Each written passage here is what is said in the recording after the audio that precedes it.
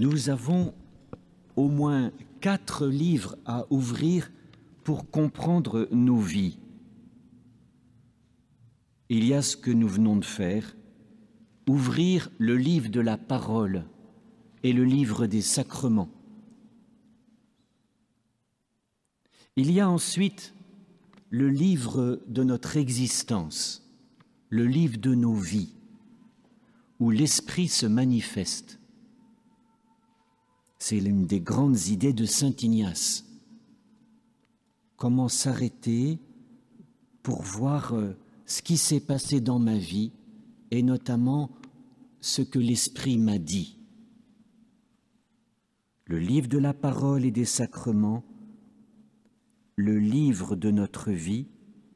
Il y a aussi, 3e livre, le livre de l'art, la beauté de ce que fait l'homme. Quand il crée, Dieu nous parle à travers la beauté façonnée par l'homme. Mais ce matin, je voudrais ouvrir avec vous un 4e livre, qui est le livre de la création, le livre de la nature. Nous sommes en ville, mais nous aimons tellement être dans la campagne, dans la montagne ou au bord de la mer. Pourquoi ? Parce que c'est notre écosystème. Et je voudrais vous parler au moment de ce programme, préparer ma résurrection, je voudrais vous parler du cycle des saisons. Car c'est sans doute quelque chose de très profond que la nature nous enseigne sur nous-mêmes et sur le dessein de Dieu. Tout d'abord, il y a le printemps. C'est l'image de notre jeunesse, où la vie renaît grâce à la sève. C'est la saison de notre vie où il y a la force, où il y a l'enthousiasme, l'idéal, la beauté de notre jeunesse. Et puis, il y a l'été brûlant. C'est la force adulte. C'est notre expansion, c'est le travail des moissons. On peut dire c'est l'efficacité, c'est ce que nous donne le don de soi, c'est la construction des familles, de nos travaux, nos réussites, bien sûr nos échecs. C'est aussi le temps de la pleine santé, la plupart du temps.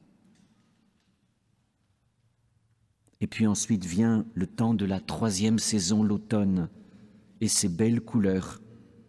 On peut la voir, cette saison, comme celle de la sagesse, de la maturité. Nous avons pu tirer les leçons des échecs, nous avons accueilli nos réussites, nous avons peu à peu habité nos limites. C'est une sorte de saison où il y a un calme. C'est aussi la saison de la récolte des fruits de toute ma vie, que je garde en mémoire. Et puis, comme à l'automne, les feuilles s'envolent, nous voyons notre force physique s'envoler peu à peu, et nous sommes en marche vers la dernière saison, l'hiver et sa blancheur, la mort de la nature, mais enveloppée de beauté. Je voudrais insister sur cette dernière saison, car nous oublions souvent ce que la nature nous enseigne, c'est que sous la glace et sous la neige qui recouvre la terre, il y a un printemps qui bourgeonne. Il y a des semences qui sont en train de germer, annonçant une vie cachée, souterraine. Même en automne déjà, les arbres étaient couverts de bourgeons qui éclateront au printemps prochain. En fait, le livre de la création nous enseigne 2 choses principales. C'est que quoi qu'il arrive, la vie sera toujours victorieuse. Et deuxièmement, c'est que dans la 4e saison, il y a quelque chose de caché qui est bien là et qui vit, mais que nous ne voyons pas.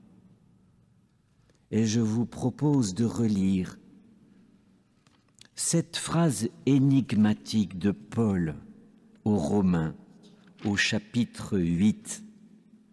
Il dit « La création a été soumise au pouvoir du néant. Pourtant, elle a gardé l'espérance d'être elle aussi libérée de l'esclavage, de la dégradation, pour connaître la liberté. Nous le savons bien. La création tout entière gémit. Elle passe par les douleurs d'un enfantement qui dure encore, et elle n'est pas la seule. Nous aussi, en nous-mêmes, nous gémissons. Nous avons commencé à recevoir l'Esprit Saint, mais nous attendons la pleine rédemption de nos corps. » C'est formidable. Saint Paul a repéré que la création gémit, et particulièrement dans la 4e saison, où sous la glace et la neige, la vie est en train de germer, elle gémit en travail d'enfantement. Paul a entendu sous la glace la germination du printemps. Nous aussi, nous gémissons aussi intérieurement dans l'attente de la rédemption de notre corps. Je vous propose, chers amis, si je suis ou quand je serai dans ma dernière saison, dans l'hiver de ma vie, de bien voir que mon corps gémit. Pour me lever, mes articulations peuvent gémir. Mais il faudrait avoir l'oreille spirituelle pour entendre qu'en moi, il y a quelque chose qui gémit. C'est l'esprit, c'est ma vie baptismale qui attend la pleine rédemption de mon corps. Il y a là un acte de foi à faire, mais aussi une expérience spirituelle à faire, d'entendre mon cœur profond gémir. Et nous allons communier, enfin nous sommes invités à communier dans un instant pour nourrir notre vie baptismale. Seigneur, donne-nous la grâce d'entendre l'Esprit Saint gémir en nous.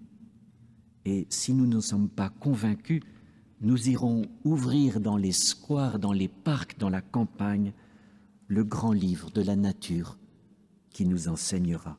Amen.